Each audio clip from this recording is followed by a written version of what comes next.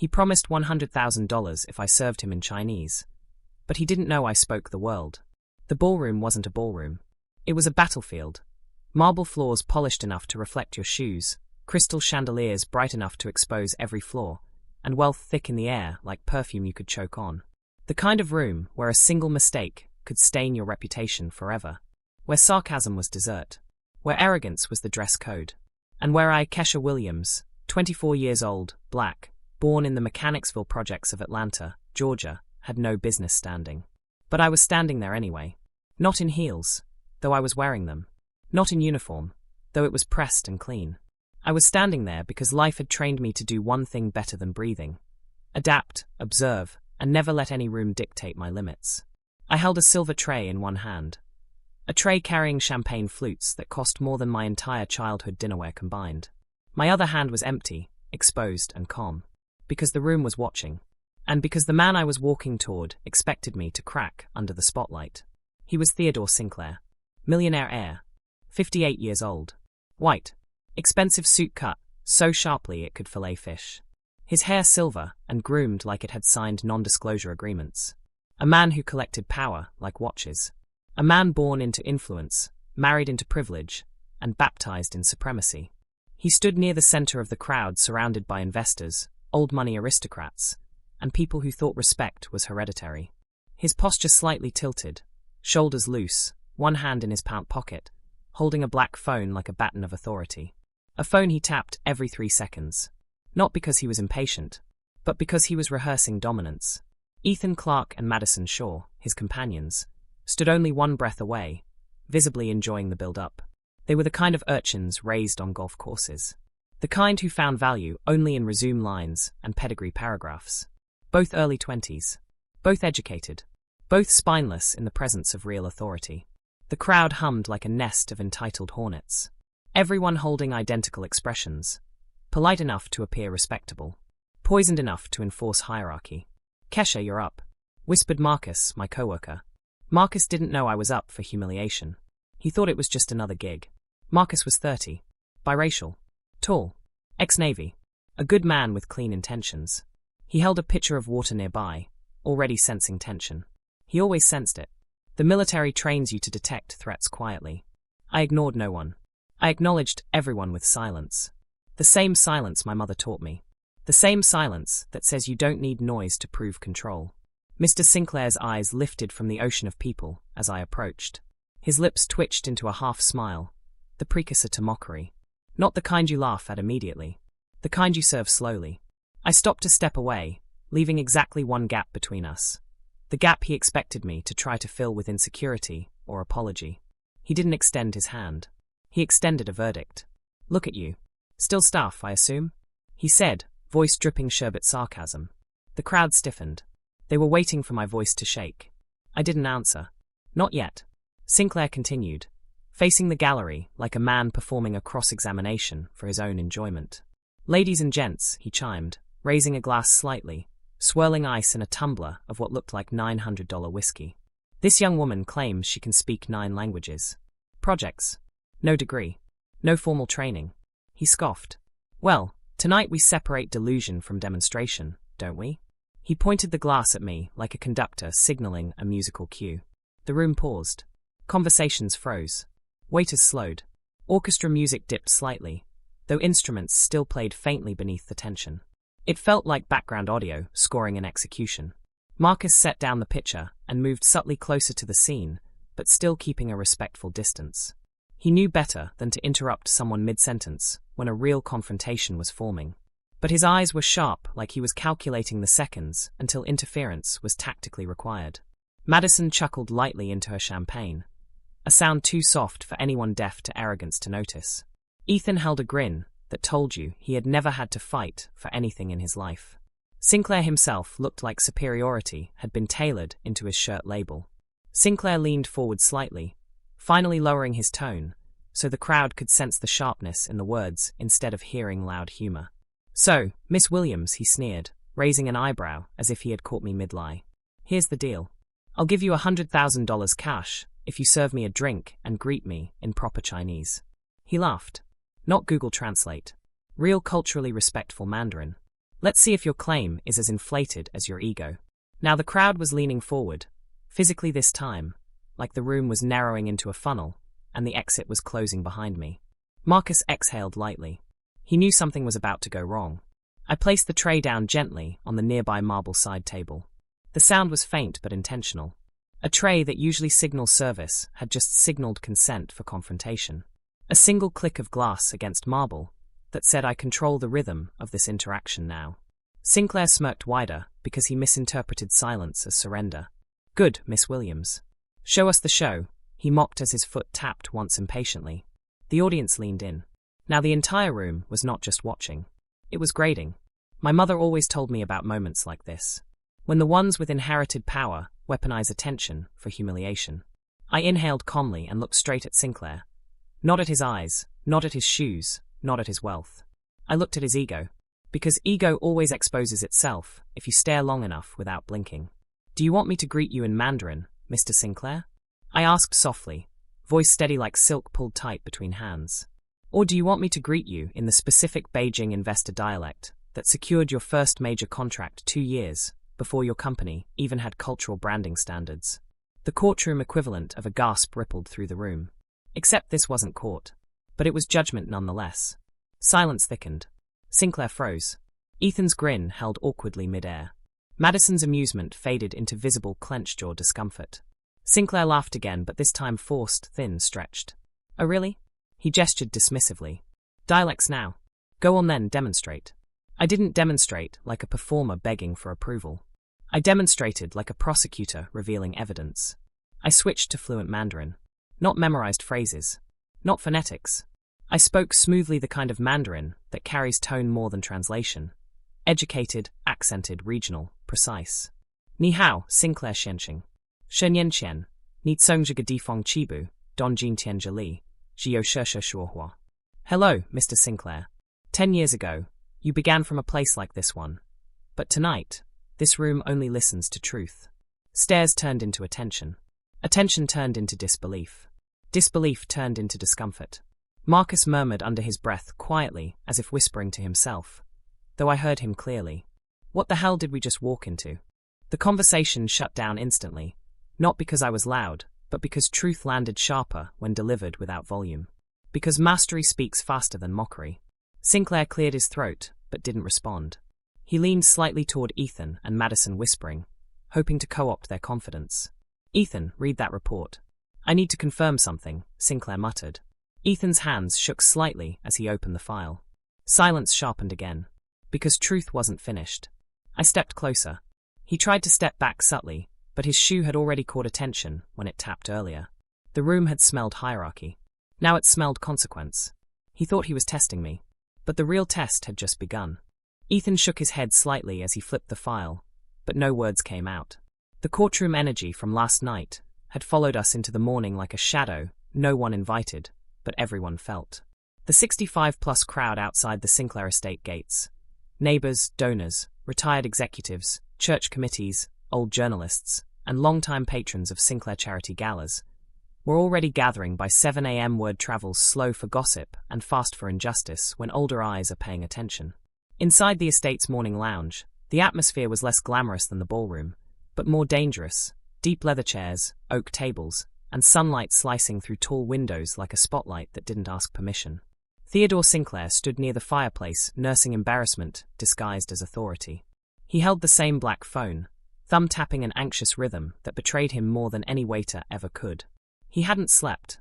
Not because the night was long, but because humiliation tastes sharper when mixed with panic. Ethan sat across from him, while Madison stood nearby pretending neutrality, but failing at posture. Silence in a room like this doesn't mean peace. It means someone is loading a truth box quietly. Sinclair finally exhaled. The exhale was louder than his earlier mocking laughter. It wasn't a laugh now. It was an old man realizing the room had changed owners mid-conversation. Bring her here, Sinclair said through gritted teeth, eyes still avoiding the window crowd. I need answers. Not entertainment. Answers. A guard nodded and stepped toward the service corridor. That corridor connected the main estate to the staff wing. A wing that existed to keep rooms clean and truths invisible. Marcus and a few other staff members were already whispering near the corridor, but respectfully distant. Marcus, tall, ex-Navy, early 30s, had the posture of someone who knows confrontation is coming like weather. He didn't flinch. He just adjusted distance.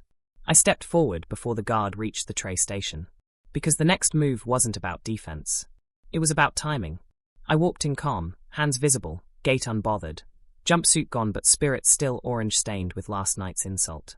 No degree required to carry dignity, like uniform. Sinclair turned finally, eyes landing on me like a cough you can't suppress.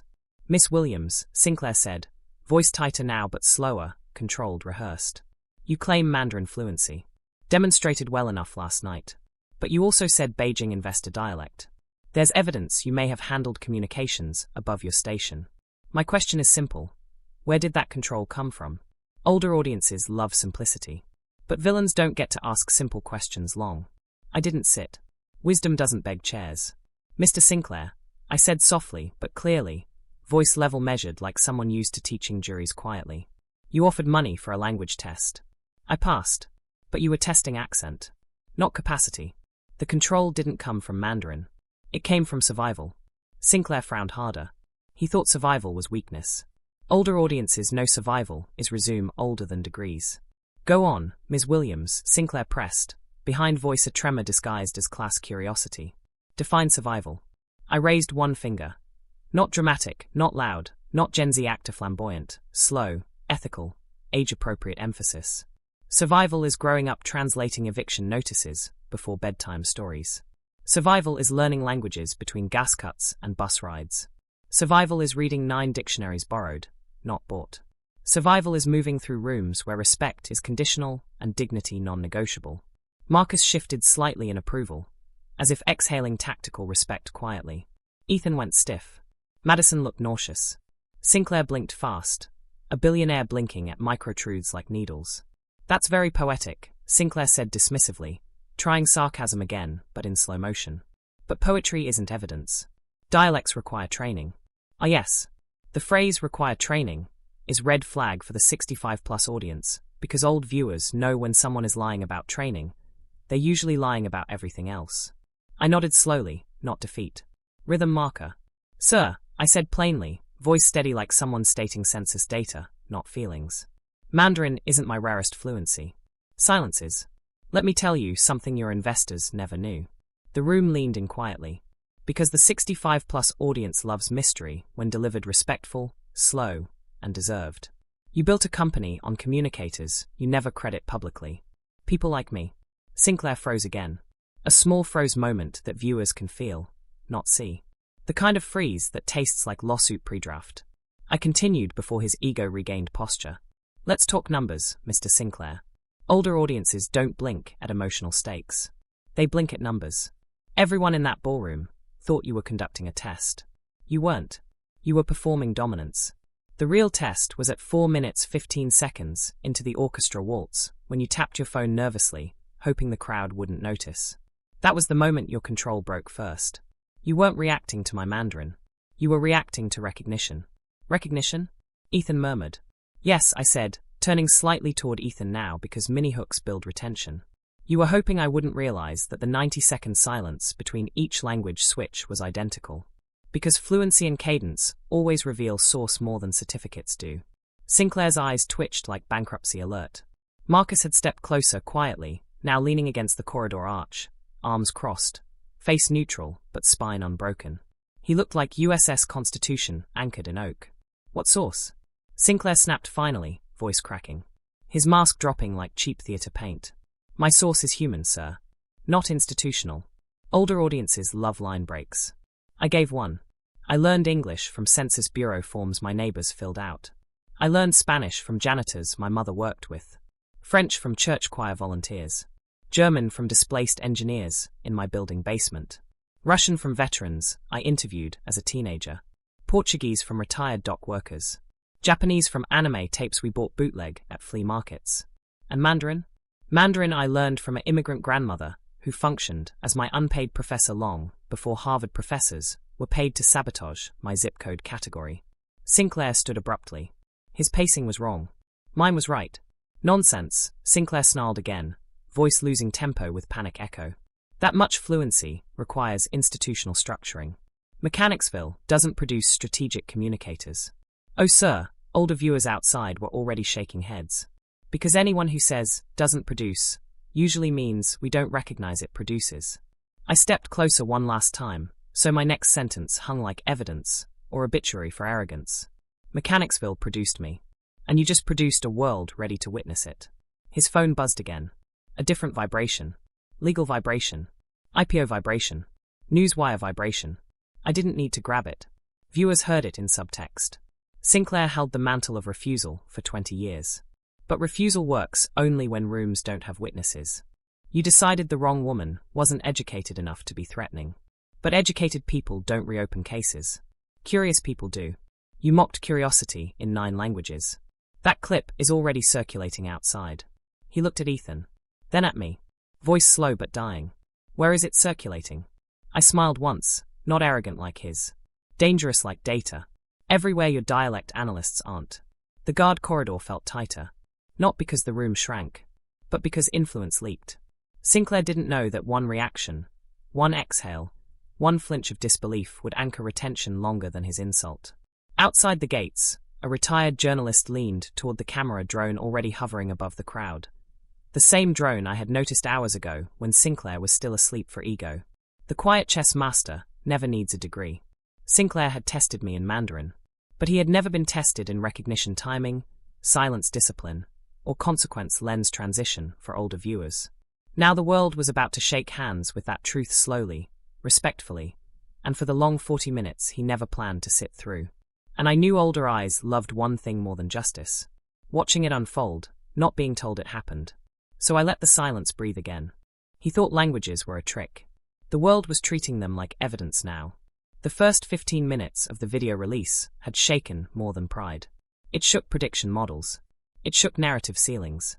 It shook the quiet agreements of rooms that assumed no one would ever replay their laughter with subtitles.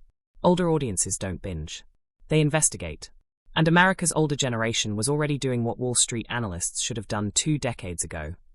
Asking for patterns, asking for sources, asking for receipts, asking not whether I was educated, but whether someone had underestimated something profitable, disciplined, or morally disruptive. The Sinclair Charity Foundation had scheduled a press briefing at 10 a.m., 2 hours after the anonymous message leaked. Reporters lined up outside the staff wing entrance, even though press were technically only allowed in the donor lounge. When older audiences collectively decide to shift vantage points, gates become suggestions, not boundaries. Inside the briefing room, a projector hummed faintly, low enough to sound technical, loud enough to signal documentation. Marcus stood to the side again, posture clean, expression moderated like someone who reads liability disclaimers for breakfast. He wasn't leading yet. He was waiting for structural collapse. Or structural reveal, whichever came first. Madison and Ethan were sitting now. Not because they were invited, but because denial loses theatricality when evidence is trending in real time. Sinclair stood at the front, PR director Cara Bennett beside him, holding a tablet preloaded with polished talking points and double-checked disclaimers. Cara was 47. White. MBA. 10 years corporate diplomacy. The embodiment of a professional translator who has never had to translate for survival out loud, or silently, or mid-courtroom resonance. Her suit was beige, her posture rehearsed, her tone reliable, her blind spots age-old. Cara glanced at me once before the cameras rolled, not curious, calculating. She was trying to decide whether to financially frame me or narratively bury me. The same decision hierarchy had made 17 translators vanish quietly in other scripts. Talent valued publicly, origin punished privately. Judge Harrison Foster wasn't in this room, but his career was buzzing through it anyway. Courtrooms have acoustics. Scandals have infrastructures. Camera 1 blinked red. Camera 2 stabilized. A mic cable clicked against wood. My cue, not theatrical, but inevitable. Sinclair started exactly the way 65-plus viewers hate to be started at. Legal sugar-coated arrogance. Ladies and gentlemen, Sinclair announced, voice slower now, but still glazed with the residue of ballroom entitlement. We are here to address circulating allegations regarding translation capacity claims made by staff member Kesha Williams. Let me make one thing clear. Our foundation celebrates educated talent. We do not, and will not, endorse narratives that equate informal exposure with professional fluency or institutional trust. The phrase institutional trust echoed like a 20-year-old mistake that audiences could finally timestamp. A retired journalist outside whispered into her mic pack to her livestream audience, because older audiences don't need room microphones to speak truth. They use hallway acoustics. He thinks trust is institutional. We think trust is demonstration first, internship second, credential last, she said quietly but cuttingly. Sinclair clenched his jaw because when you deflect shame onto Origin, you realize Origin is watching now. Kara cleared her throat lightly, taking control of slide pacing with a remote clicker. Slide 1 appeared, a stylized chart of employee qualifications. All 9 languages listed under formal linguistics education pathways. Slide 2, a glossy timeline showing elite translation academies recognized by international bodies. Slide 3, a policy excerpt stating, all strategic communications personnel must hold accredited degrees or equivalent certifications verified prior to deployment. Each remote click was a mini-hook for viewers who love anticipation between chapters more than chapters themselves. Kara thought, refute this. But she had never seen me refute. She had only seen me reveal. And revealing is better pacing than refuting for older audiences.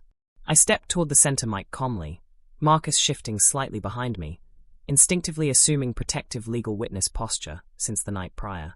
Kara Bennett, you said dialect training requires institutional structuring, right? I asked, voice still calm like deposition recordings. Let's test that assumption with something older audiences understand better than translation. Debt structuring. Marcus inhaled slowly, because pattern interruptions were coming. You consecrated training like it has to come with tuition invoices. But the most expensive pedagogy invoice this country produces doesn't come from classrooms. It comes from necessity. Let's break the equation slowly and respectfully, so even the ones pretending neutrality can follow. I flipped to Mandarin seamlessly, room stunned again, those subtitled feeds outside the property had already confirmed. Translation. I can deliver the Beijing partner's email, and I can point out the cultural mistranslation in your file. You wanted to test accent. I want to test truth. Kara's tablet shook slightly mid-hand. She wasn't expecting Mandarin challenge delivery without degrees. Kara attempted a damage control smile. Well-timed but poorly rooted. Miss Williams, Kara said politically slow, using corporate mediator tone, are you claiming our internal files contain mistranslations orchestrated by credentialed linguists? That's a serious accusation without disclosure protocol. Older audiences hear protocols. They don't worship them. They hear vulnerabilities behind them.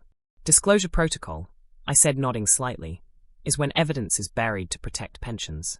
Not when evidence is unveiled to protect martyrs. Marcus stepped closer quietly now because cliffhangers inside scenes are more powerful when a human anchor observes them silently. Marcus had always been the moral punctuation in my scenes. He represented a US Navy legacy older than the smile she was trying to stage now. Kara hesitated.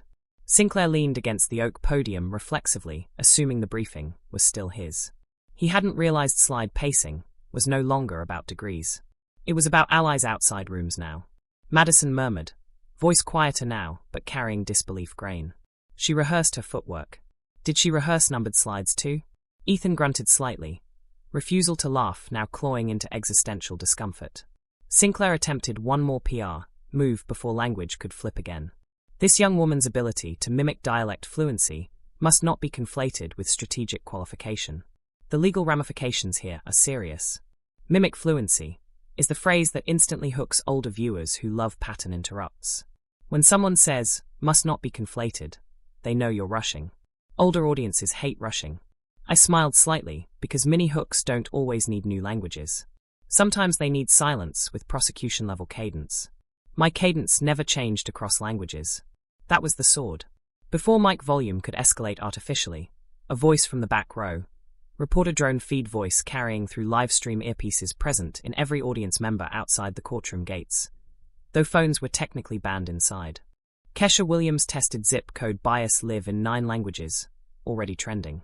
Sinclair's hand shook slightly mid-phone tap, because denial tastes expensive when your lies burn land deeds and pension prospects. Kara clicked slide remote again, micro-anchor interruption. But next slide was unplanned. Technology is mini-villain too, when pacing collapses script ownership. The projector glitched momentarily, then displayed the anonymous leak image again. The private filing cabinet. A circled date. A timestamp older viewers had been trained to investigate silently for decades. Ethan inhaled sharply, family stakes building tension. The file had a date no one noticed yet, murmured someone from gallery livestream. Sinclair snarled again, but desperation cracks differently than mockery. This is absurd. A rural accent mimic from Mechanicsville can't compare to institutional training. Marcus cut him off quietly. Not loud, not dramatic, veteran tactical authority doesn't need noise. Sir, Marcus said quietly but authoritatively, ignorance is loud. Training is quiet.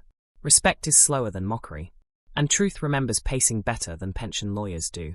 Sinclair turned red, face sweating like stock graphs in free fall. This is slander. Slander, Kara whispered nervously toward Sinclair, is declarative. Evidence is comparative. She's doing comparisons, not declarations.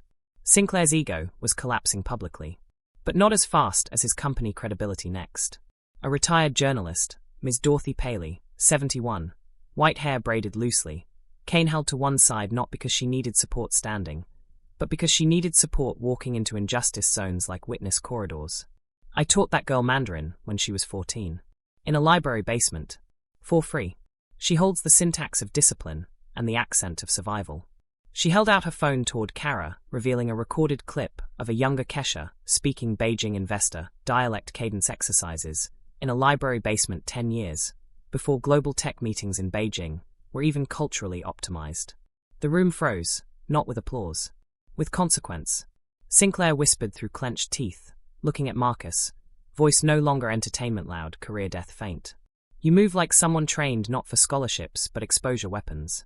He tapped his phone again. But this vibration was different. Investor alarm. Federal notice. Market breathe interruption. He blinked. Stared toward Kara. What is happening outside? Kara swallowed. Then whispered, voice cracking quietly. Not outside, sir. Everywhere. He thought my voice was small. He didn't know my world was loud.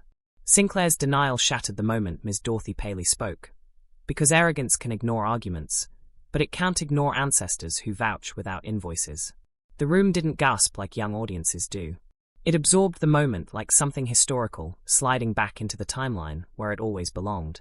Older eyes outside the gates, tuned into live streams and recorded whispers, felt vindicated before the verdict even finished forming in the air. Sinclair had built his empire on optics. Marble floors, donor plaques, champagne auctions, and stories edited into prestige brochures. But the real currency of power, respect, influence, reputation, and consequence, didn't live in marble. It lived in moments when someone dared to demand dignity within earshot of witnesses old enough not to scroll past injustice. Kara Bennett's hands hovered over the clicker, but she didn't change the slide.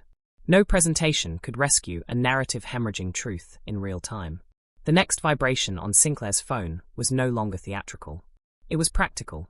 It sounded like markets adjusting posture. Numbers rebalancing after generations of assumptions had mispriced talent that didn't request recognition, but earned it mid-insult. Sinclair lowered the phone slowly, hand trembling not with fear, but with awareness. There is a difference, and the 65-plus audience recognizes it better than anyone. Trembling from panic shakes the room, but trembling from recognition changes the future. You embarrassed me in a ballroom, Sinclair said, voice slower now, stripped of decorative menace. But humiliation is temporary. Disproving me publicly, that stains longer. Marcus, still standing by the corridor like a silent semicolon in history's sentence, didn't respond with triumph. He responded with posture. He simply remained upright, the veteran discipline equivalent of saying, "You did this to yourself. I am only here to witness the consequences unfold at the speed you earned them." Sinclair tried once more to armor himself, but it was sentimental armor, not corporate steel. You were staff. You should have stayed staff. That was the agreement of the stage you stood on. I finally spoke, not louder, not faster, not dramatically younger. Respectfully lethal. "Sir," I said, every syllable slow like a library clock marking the hour without apology. The only agreement I ever honored was self-education and self-respect. Everything else was a room assuming ownership of my ceiling measure. The older audience energy shifted instantly. Because nothing hooks a wise generation better than boundaries redrawn by someone who translated their own limitations into leverage. Ms. Dorothy Paley stepped closer to the mic without being asked. That is how generational credibility moves. It approaches. It doesn't request permission. Theodore, she said, using his first name now because titles dissolve when elders enter the sentence. Mechanicsville didn't fail to produce talent. You failed to look long enough to notice it. She didn't mimic fluency. She practiced it while your analysts were mimicking diversity reports. Sinclair flinched. This time he didn't blame rural origin.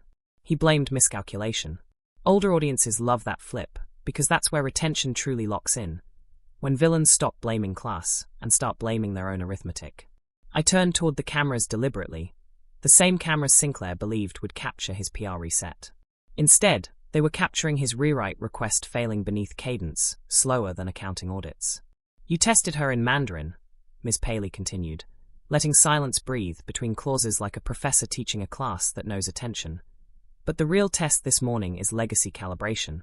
She mastered 9 languages without equity access. You mastered equity access without mastering humility. And humility, at your age, should have already been your second language. The room tightened again. Not around threat. Around irony, delivered respectfully enough to trend. Sinclair's attorney, Alan Hawke. White, 63, silver-templed, face carved by corporate defense decades, stood abruptly. Attorneys don't interrupt elders unless stakes are existential. Madam, he said cautiously, you're implying structural negligence with reputational consequences. This statement is now legal. Marcus nodded once. The nod meant a library door closing. Not aggressively slammed, just closed with fact weight. Yes, Alan, Ms. Paley said.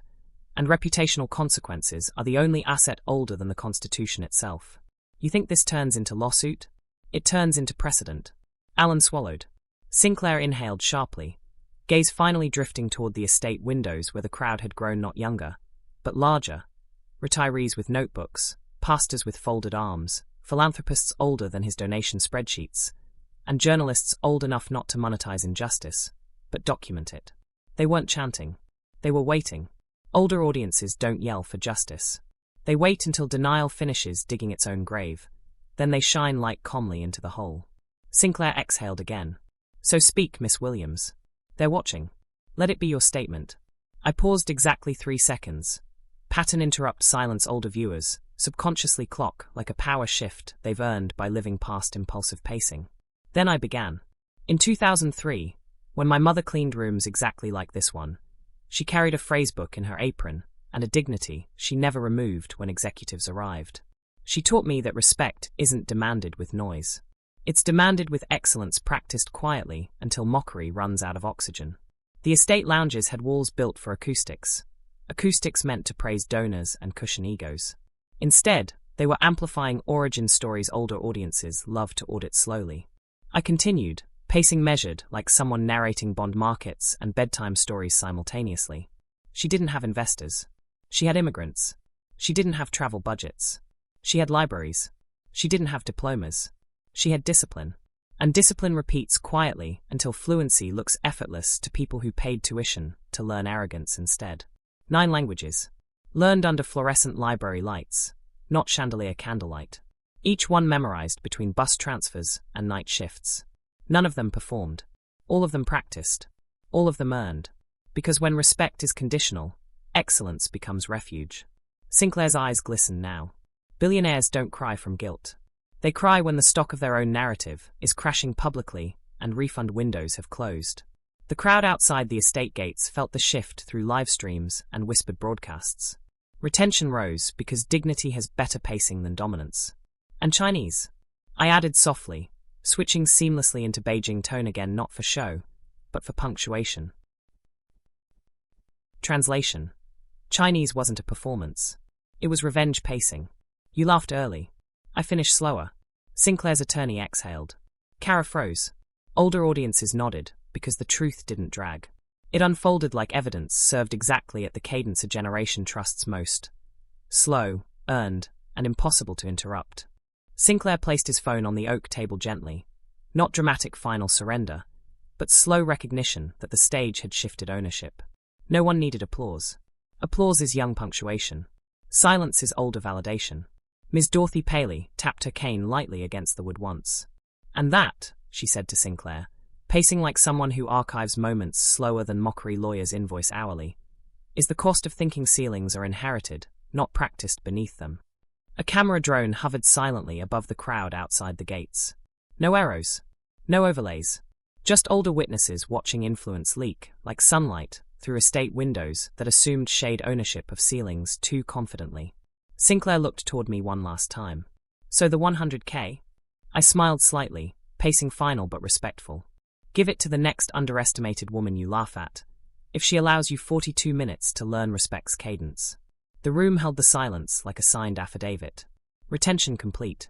Narrative shifted. The empire didn't crumble. It recalibrated, humbled by someone who didn't reopen the case aggressively, but ended it at the speed respect deserved. And that was the moment America shook hands with the underestimated future it kept calling stuff.